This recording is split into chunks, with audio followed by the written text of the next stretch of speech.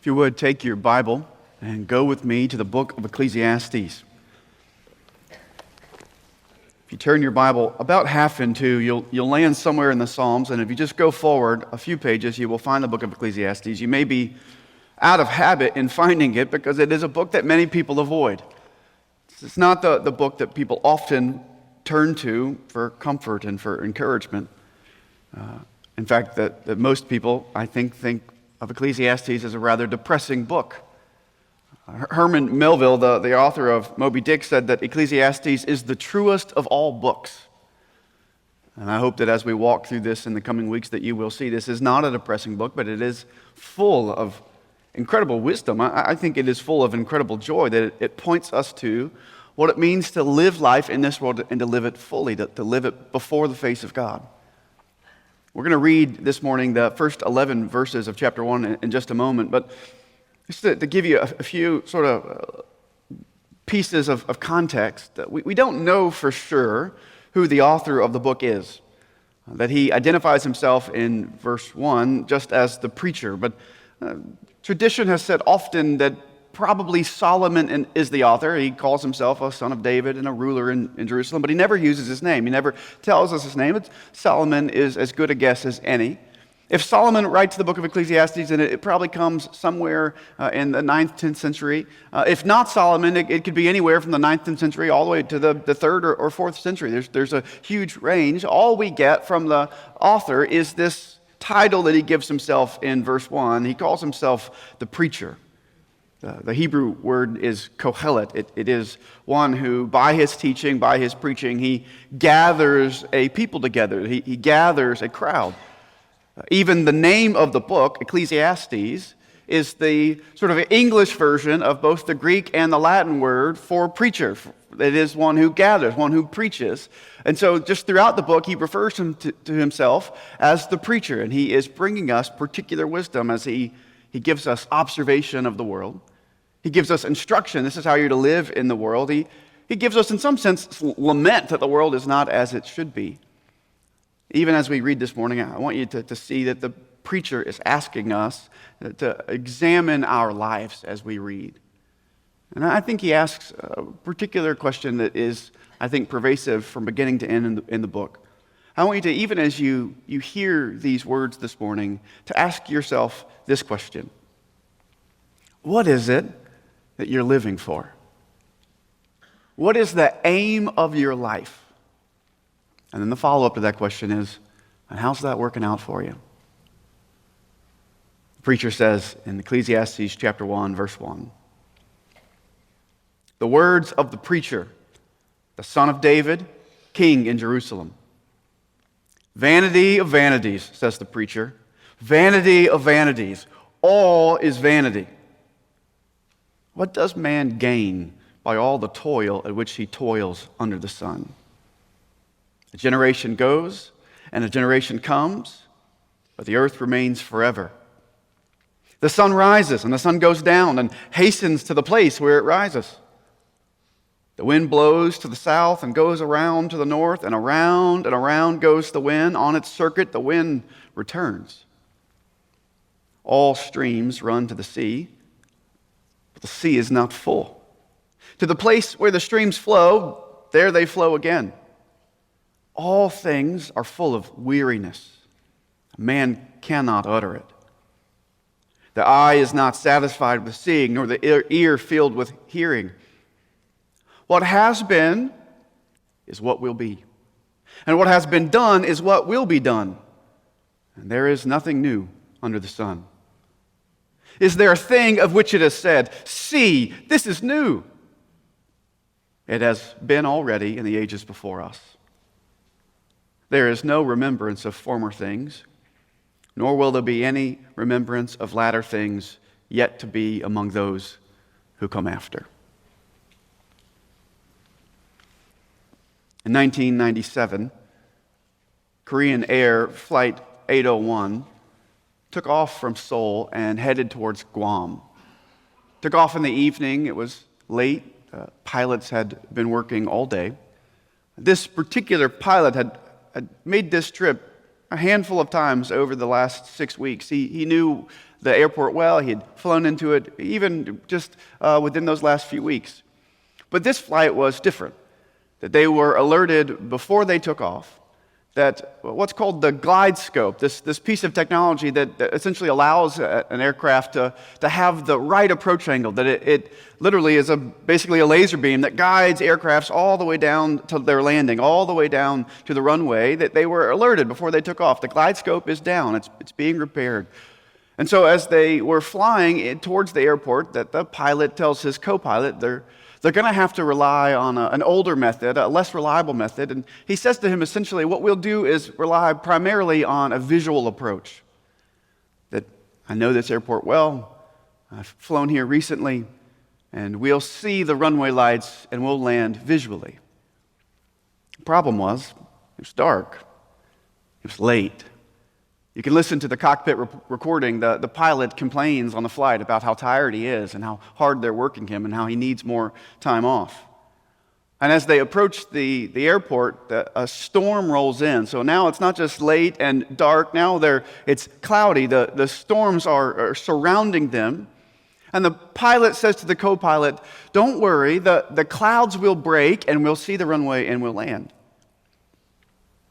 The co-pilot knows that this is a bad idea, but he's uncomfortable pushing back. You can listen to the recording. There are several moments throughout those last few hours before they approach Guam where the co-pilot is trying in every which way he can to hint that this is a bad idea. At one point, he says to the pilot, "You know, these radars are really, really handy when it's stormy and we can't see." That's his way of saying, "I don't think we should make a visual approach." As they get close to the airport, you can hear them arguing as he's trying to say, I think I see the runway. And the co-pilot saying, no, that's not the runway. I don't know what you see, but I don't know where we are. They get silent for a moment, and the silence is broken by the warning of the aircraft, warning them that they were 500 feet above ground. You can hear the panic and confusion in the cockpit as they both turn to each other and say, 500 feet, 400 feet, 300 feet. 26 seconds after the first warning, Korean Air Flight 801 slammed into the side of a hill, killing nearly all on board. The clouds did not break. They didn't know where they were, and no one warned them. What are you living your life for? What is the aim of your life? And how's it working for you? You may be tempted and have the tendency in this life to think that you can pilot by sight, that you see everything, you understand how the world works, you understand reality, that you get what is before you, you see it well enough that you will be able to navigate this life, that you know everything you need to know. The truth is, it's cloudy. Your sight is distorted, that in fact we don't see the world as it is, that we often, if we're honest, we ignore reality. T.S. Eliot said that mankind cannot bear very much reality. We live in a world blinded. We live chasing money or pleasure or legacy or progress. We live with this blockage in our sight. We think we see, but we do not see. And we miss all of the warning signals. We assume that one day the clouds will break and we'll see the runway and everything will work out. We'll be able to land the plane. Everything will go the way we have planned.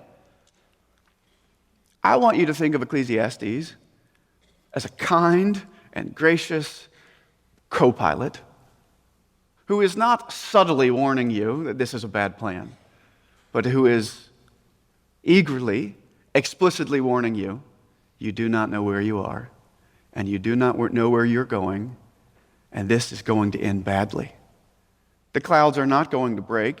It is not all going to end up well for you, that you, in fact, do not see the world the way that you think it is, the way you think you do. The world is not what you think it is, that the world is deeply, hopelessly broken, and you're going to have somebody navigate you. You're going to have somebody teach you how to live in this world.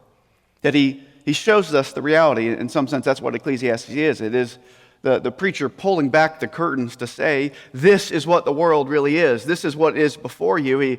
He does this with a variety of lenses. He has this observational lens where he just describes what we experience. This is our experience in the world. This is what we can see. He has an aspirational lens. This is what the world should be. And then he has this lens of wisdom to say, this is how we live in the tension between what the world is and what it should be. What the world is and what we wish it was. How do we live in this world? That he is sounding the alarm. He is giving you a warning. This life is not what you think it is. It is not all going to work out okay. That in fact, you're going to have to listen to someone else. You cannot navigate this life on your own. And if you try, it will end poorly for you. You will crash and burn. And so he gives us this wisdom. I want to give you this overarching conclusion that comes up in this first passage that is in some sense going to be woven in as an undercurrent in every single passage throughout the entire book. What is this overarching conclusion that the preacher wants you to understand about life? It is this: life under the sun is absurd. What do I mean by that? That life in this world, that is, life under the sun, isn't as it should be. It does not work the way that it was designed to work. That he uses this phrase in verse 3 that comes up again and again throughout the book. This phrase, under the sun. He means there the observable world, the human experience. Life under the sun is what we experience in this world. And he is saying to us, life in this world is absurd. Chapter 1, verse 1 gives us, or verse 2 rather, gives us this refrain that is maybe the most well-known refrain in all of Ecclesiastes. Vanity of vanities, says the preacher, vanity of vanities, all is vanity. That to say vanity of vanities is to say essentially the same thing as what we hear when we hear Holy of Holies. The Holy of Holies is the most ultimate holy place. To say that the world is vanity of vanities, to say that the world is full of vanity. It is ultimate vanity. What does that mean? The world is vain, all is vanity. Vanity of vanities, all is vanity. What does he mean by that?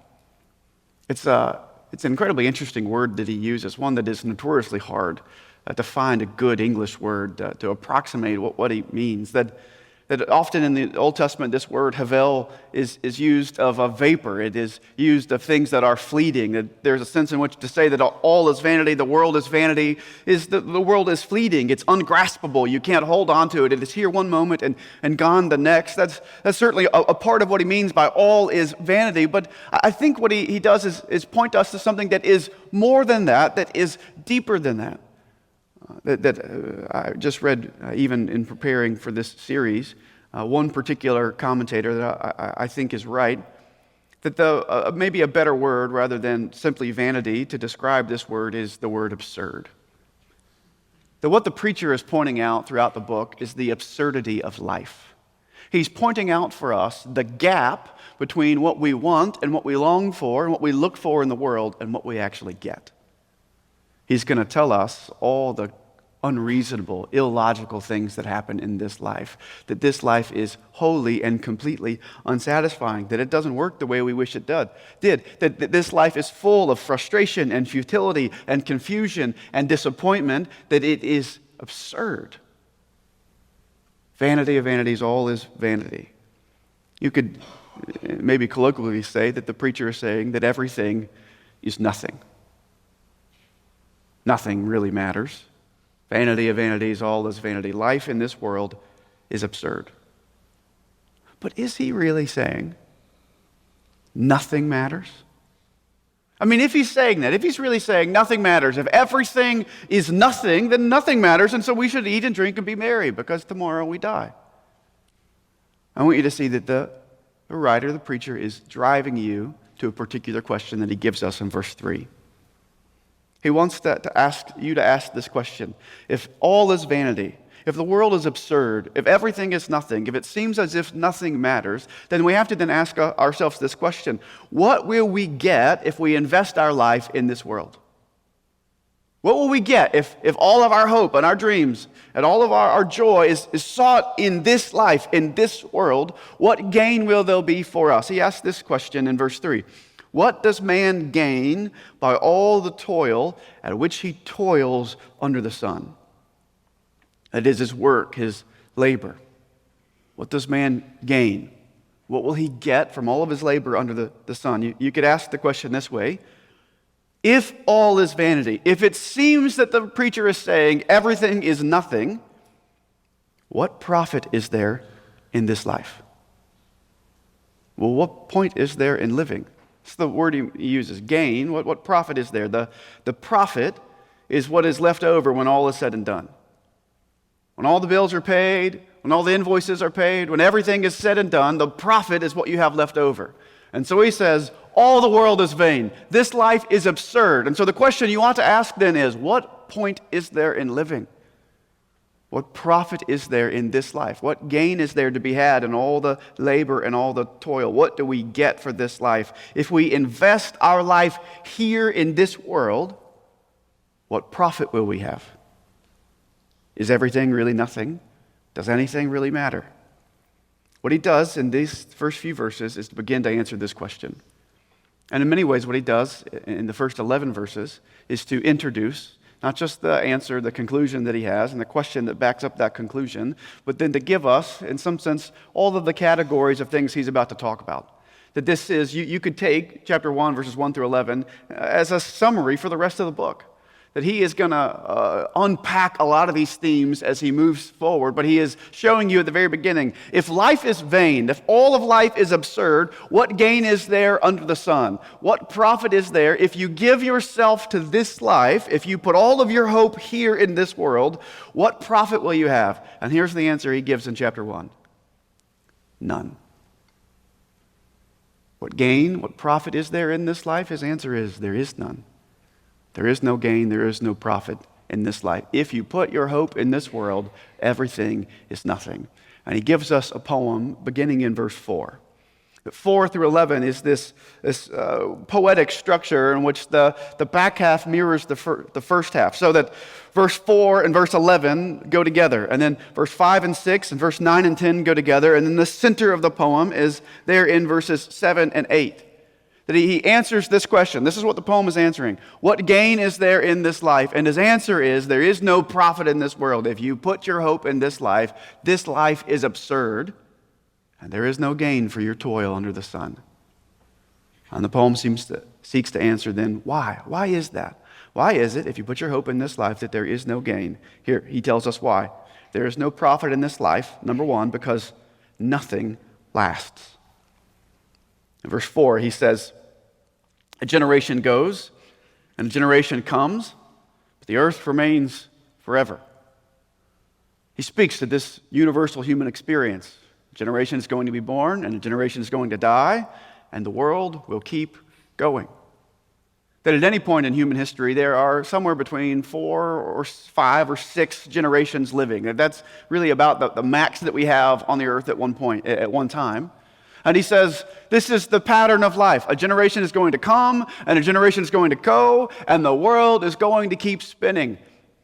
There always is going to be this cycle of life and death. And then he says in verse 11, there will be no remembrance of former things. That is, these former people, these former generations. Nor will there be any remembrance of latter things. That is, these latter generations yet to be among those who come after. He says, generations are always going to come, and generations are always going to go, and they will come and go and be forgotten. Nobody remembers the generations that have left us. And he says, and nobody will remember the generations that will come after us. That he speaks to the reality that in this life, we will live, and then we will die, and no one will remember us. Nothing lasts in this world. We don't like this truth. It is uncomfortable for us. But even as you sit here today, how many of you know the names and the faces and the stories of your ancestors who lived 6 generations ago? How many of you can name a single one of your ancestors that lived 150 years ago? Or a single name of somebody who lived 100 years ago? How many of you sitting here today don't know the name of your great-grandparents? These are real people who lived who married, who had families, who built houses and raised children, who told stories. These were real, living, breathing people. A generation came and a generation went, and no one remembered. They are forgotten. This is the reality of life in this world, that death is inevitable, that death will come to us all. And when we die, the world will go on, and if the Lord tarries long enough, we will be forgotten too. Life is fleeting. It's a vapor, that it is fragile. We think that we're different. I know that other generations are forgotten, that they come and go and there is no remembrance, but our life is different. Our generation is different. We like to think that we are the ones who will be remembered. Maybe you're here and you're in high school and you're thinking, no one else gets remembered, but I'm going to make a name for myself. I am going to leave a legacy. If you think that this is not true of you, let me ask you this question, that as you think about your plans, as you think about every step of the plan that you're going to have, that in order that you're going to leave a legacy, that you won't be forgotten like everybody else is, I want you to ask yourself this question. What then? What comes next? So maybe you say, well, I'm going to make a name for myself. I'm going to graduate with honors. I'm going to get a scholarship, and I'm going to go to a great college. Okay, well, then what? Okay, well, I'm going to graduate from that college with a high GPA, and I'm going to get a great job. I'm going to make a ton of money. Okay, well, then what? Okay, well, then I'm going to have a family. I'm going to get married. I'm going to have kids. I'm going to build a house, and I'm going to have great vacations, and I'm going to raise a family. Then what? Well, then I'll keep working, and then hopefully maybe I'll make enough money that I'll retire. And then when I retire, I'll enjoy my retirement, and I'll travel, and I'll be with my grandkids, and I'll have a great retirement. Well, then what? Well, eventually, I probably won't travel as much, and my health will probably decline, and eventually I will die. Well, then what? Well, then your kids will meet and decide who has to take your stuff.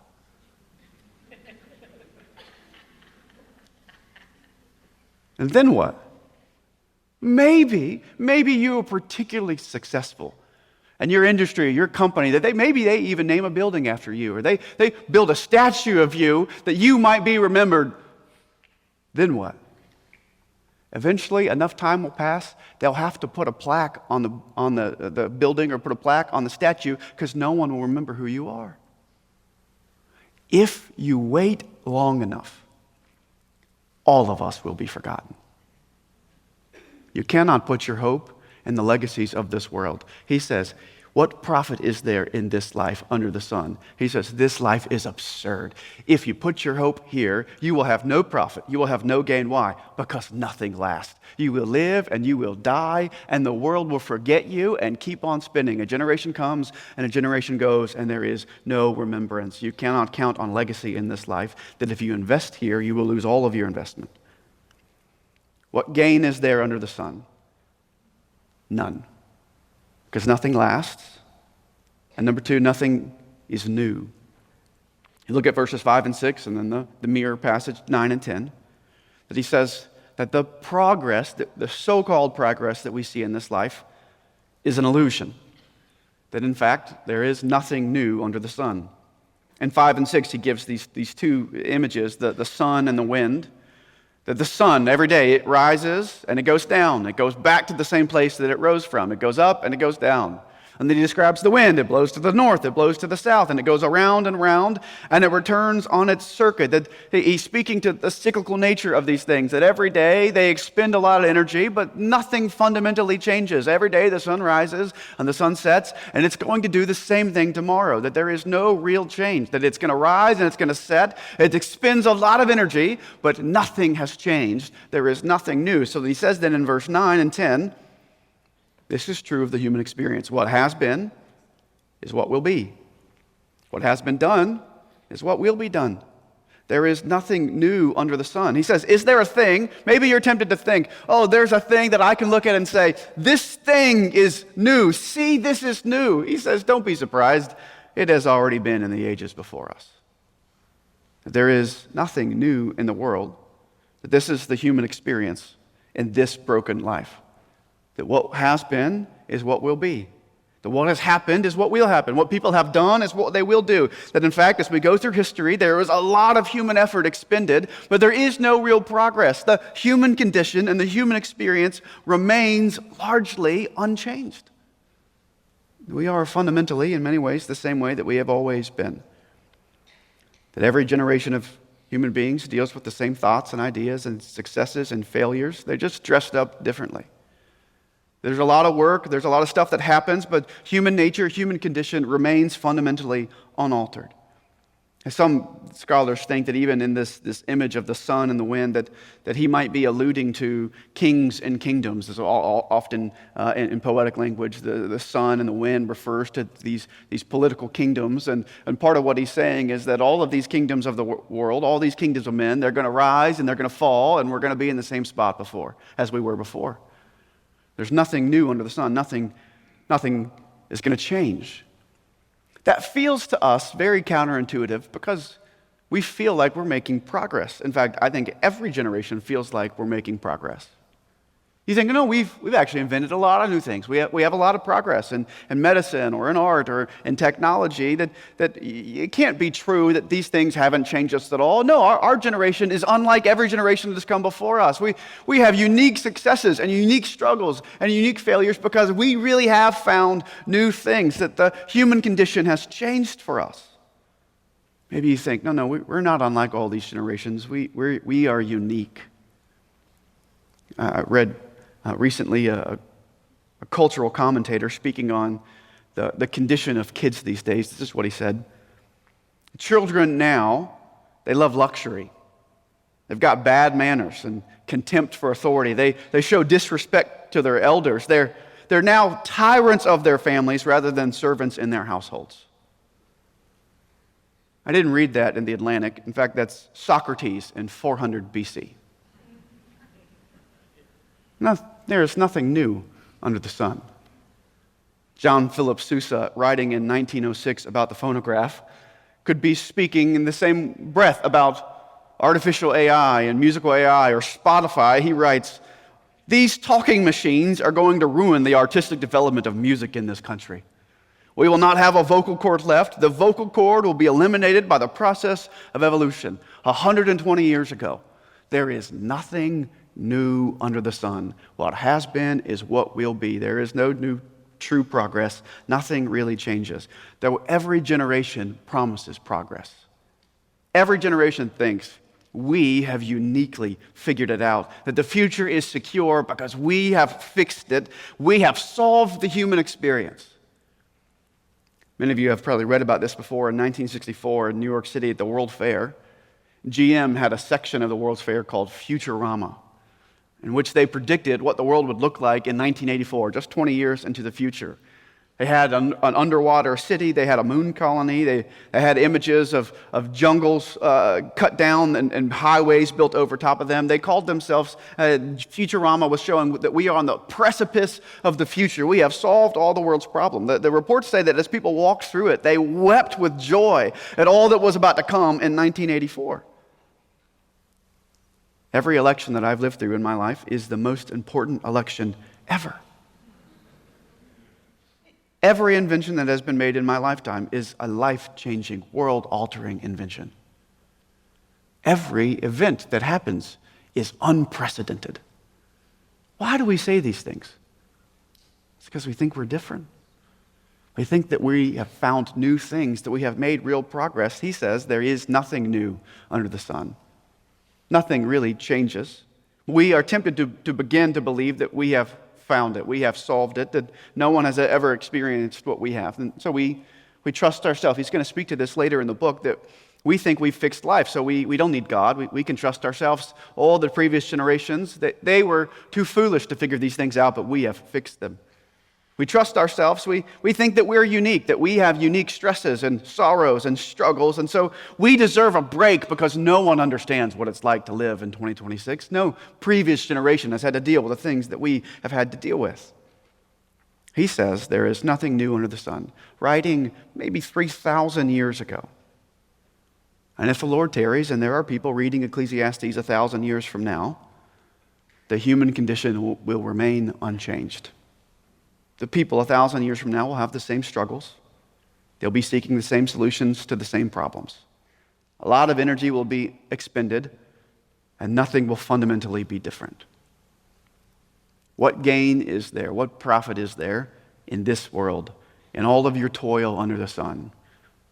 He says, there is none.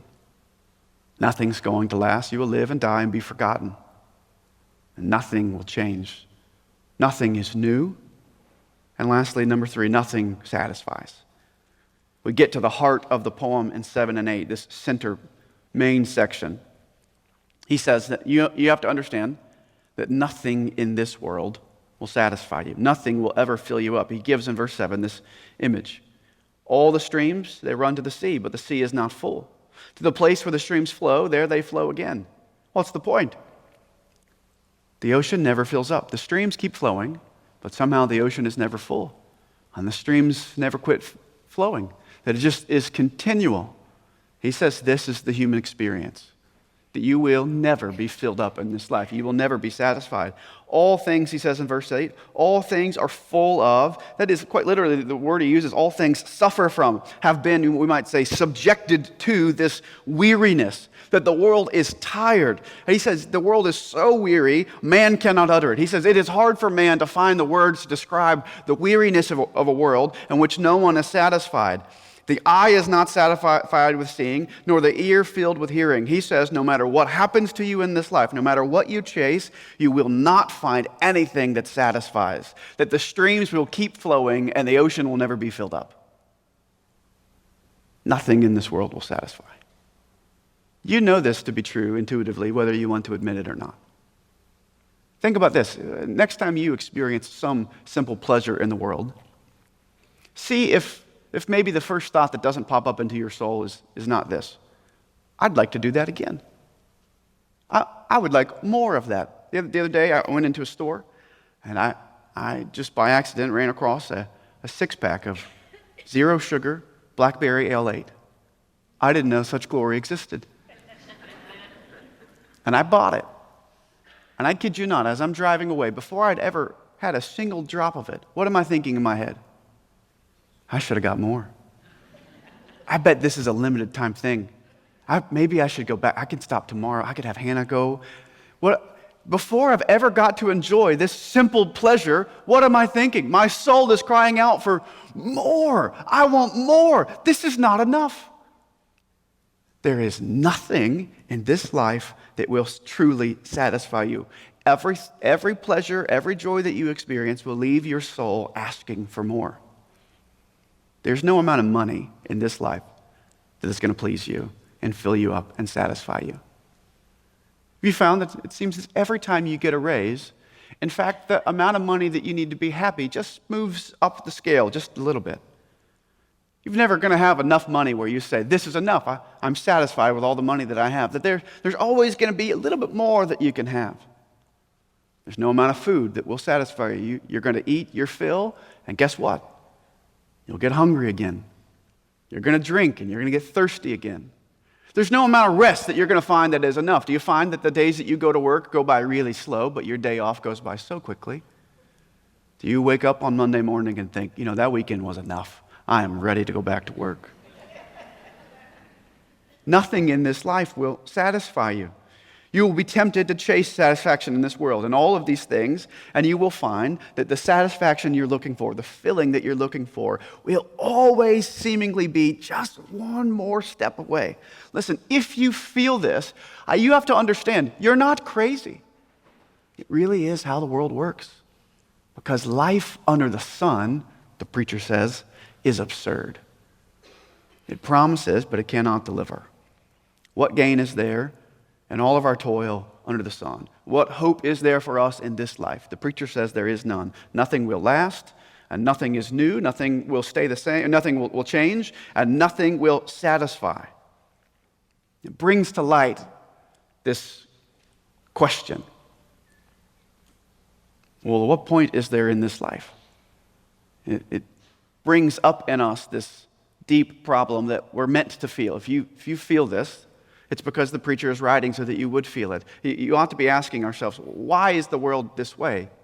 There is a deep problem here. The world is empty. Nothing lasts and nothing is new and nothing will satisfy us. And here's the deep problem. We desire what the world cannot fill. We desire what the world cannot satisfy in us. We have in our soul a deep desire and longing that cannot be filled in this world. The problem is, we have a desire in us for things that last. We have a desire in us for things to be new, for things to be better. We have a desire in us to be filled up, to be satisfied, and yet, though we are made this way, the world will never fill us up. The preacher is going to speak to this in chapter 3. He uses this phrase in chapter 3, verse 11. He says that God has put eternity into the heart of man. That in fact, part of his argument is the longings that you feel. You want things that last. You want things to be better. You want to be filled up, to be satisfied. The preacher says that longing is baked into the human experience. It's a feature, not a bug, of what it means to be human, that God has given you these deep longings for things that last and things that hold, for things to be new, for things to satisfy us. And he says the world will never fulfill those longings that you have. You have these deep longings, but the world is absurd. It is illogical. The world does not match those deep longings. So we ought to ask the question, why? Why is it that we have these deep longings and we live in a world that cannot ever satisfy those longings? It's because it ought not be this way.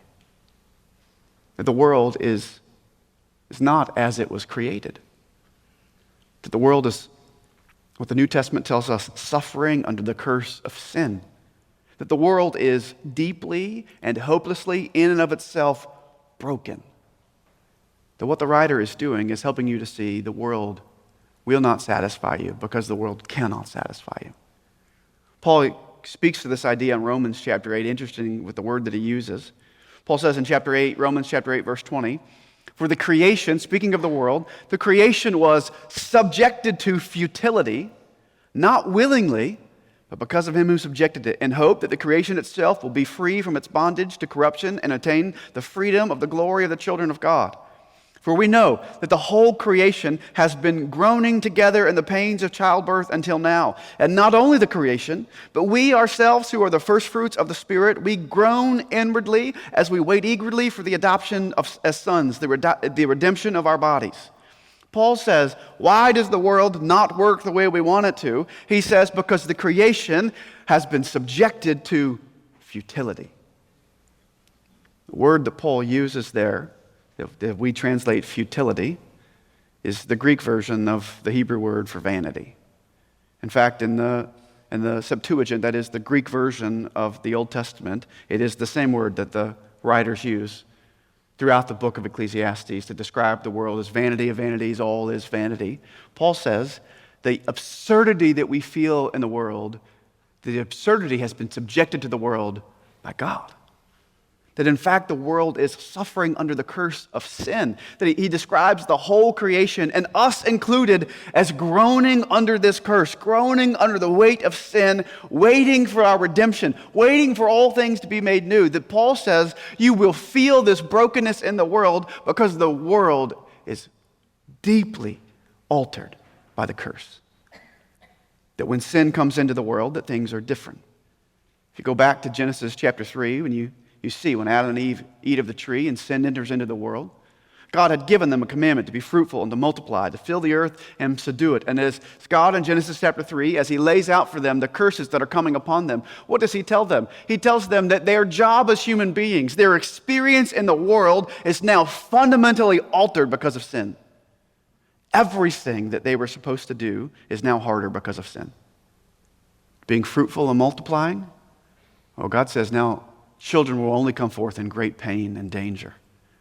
That the earth will no longer give its fruit freely, but it will only give its fruit with thorns and thistles and much toil and work and labor.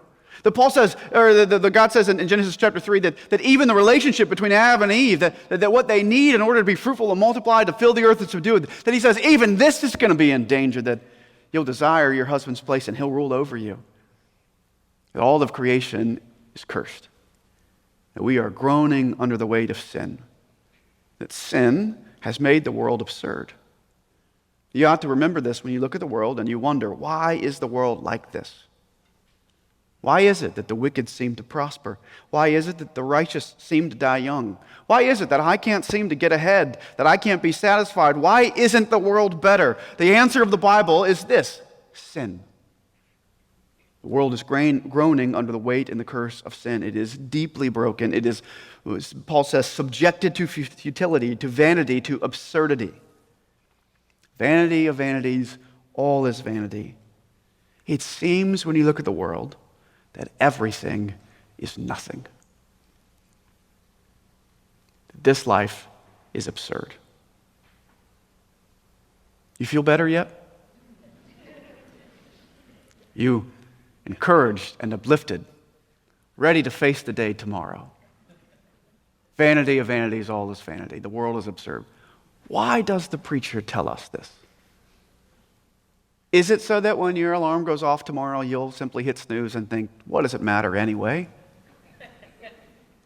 Does he want you to be depressed? Does he want you to think that there is no joy in this life? There is no way to find joy or meaning and purpose in this life. Does he tell you this simply because he is a nihilist, that he just really thinks nothing really matters? Eat, drink, and be merry, for tomorrow you die. Who cares what you do? No. He holds up the reality of the world. Not that you might be depressed, not that you might be crushed by that reality, but he tells you of the curse of this life under the sun, that you would know that meaning must come from outside the world. What gain is there in all of our toil under the sun? His answer is none. If there is to be any gain, if there is to be any profit, if there is to be any meaning or life or peace or hope or satisfaction or redemption or eternity, if there is to be anything good to come to us, he is writing that you will see it must come not from all of our toil under the sun. It cannot come from this world. It must come to us from outside of this world. That he shows us very clearly the failure of this world, that we might be driven to look elsewhere. He is asking you, what are you living for? How's that working for you? He's writing that you would see that if you're living for this world, if you are living for this life, he wants you to see it isn't working and it won't work. In fact, it cannot work for you. If you are waiting for the clouds to break that you might visually see the runway and land it, he writes that you would know you are going to crash and burn. There is no good that will come to you from life under the sun. So where are we supposed to look? He writes that we would look and turn to the Lord, that we would find that there is hope only in him, that life is found only in him, that in fact nothing in this world will make sense apart from God, that there is no true joy in a world that is absurd apart from him. The end of the book, chapter 12, verse 13, is this conclusion that hangs over the rest of the book. Having spent nearly 12 chapters describing how miserable it is sometimes in this life under the sun, he says, the end of the matter, all has been heard. Essentially to say, after saying all these things, what are you to hear? Fear God and keep his commandments, for this is the whole duty of man. If the world is absurd, if it really is vanity of vanities and all is vanity, how will we find any meaning in this life? The preacher says, how do you find meaning in this life? You fear the Lord. You must look to him. You must see him as he is. You must live your life in light of him, that you must come to him in faith. That's what it means to fear God. There is no fear of the Lord without faith in him. It's to see the Lord as he's revealed himself, to see that the only rescue from the world that is absurd is a rescue that comes from God himself. There is no help coming for us from this world. There is no other rescuer or redeemer. There is no hope in anyone else but the Lord. Hope will come not by ignoring the futility of this life. Hope will come by not by pretending that this life works the way we wish it did. Hope comes only in recognizing the futility of this life and in turning to him who made the world, and crying out to him that he might rescue us. And in fact, throughout the book of Ecclesiastes, whether you initially think so or not, that I think the preacher is pointing us to and is looking forward to Jesus. He's pointing us to the one who will bear the curse for us, who will redeem us from the curse of the law, who will set us free in this life, who will redeem not just us, who will redeem all of creation. That in fact the Bible tells us that this world will not be absurd forever, that we will not have to live in the absurdity of our toil under the sun for eternity. Why? One day we will not be under the sun. Revelation tells us that one day there will be neither sun nor moon nor stars. For the Lord will be with us, and He will be our light. And I would argue that the writer, the preacher of Ecclesiastes, is giving you this call. That he is calling you to lose your life in this world, that you might find it. Does that sound familiar? Jesus said in Mark chapter 8, as the crowds were following Him and wanting to be His disciples, He said to them, "If any of you would come after me, let him deny himself and take up his cross and follow me. For whoever would save his life will lose it. But whoever loses his life for my sake and the gospel will save it." Listen, for what does it profit a man to gain the whole world and forfeit his soul? For what can a man give in return for his soul? Jesus says to those who want to find life, what gain is there in all of your toil under the sun? What would it profit you if you could have the whole world and yet lose your soul? Jesus says, there is no profit, because nothing lasts. Nothing is new, and nothing will ever satisfy you. He says, if you want to gain your life, you've got to first learn to lose it. Whoever loses their life for my sake will find it. That life comes not by trying to grasp the wind, by seeking to hold fast to the vapor, but by giving it up. Is everything really nothing? Does anything really matter? Ecclesiastes says, only if there's a God. Only in Him do we find any real meaning in this life. We're to fear God and keep His commandments. You might be tempted to read the book and to think, well, if the world is absurd and everything is nothing and nothing matters, then you should do what you want. Live however you want. Chase whatever pleasure you want. Make as much money as you want. Do whatever you feel like you need to seek pleasure, because nothing matters. Everything is nothing. Live however you want. And in fact, if there is no God, that's how you should live. If there is no sovereign over all things, if there is no God, eat, drink, and be merry, for tomorrow you die. Everything is nothing. Nothing matters. But the writer says, oh, this is the end of the matter. Well, having all things been said, fear the Lord and keep His commandments. That in fact, true meaning is going to come only by hearing and embracing the instruction of the God who is redeeming not just you, but who is redeeming all of the cosmos. That we will find joy and satisfaction not in ignoring our limitations, by ignoring the absurdity of this life, but by embracing the weariness of life under the sun and believing that the gift that comes to us is a gift that comes from beyond the sun. The life that we have, even in a broken world, we receive as a gift. We find true joy, even in the suffering and the absurdity of this life. We find real meaning, even in the mundane, by hearing and believing and walking in the ways of the God who has made us. This is the end of the matter. All things have been heard.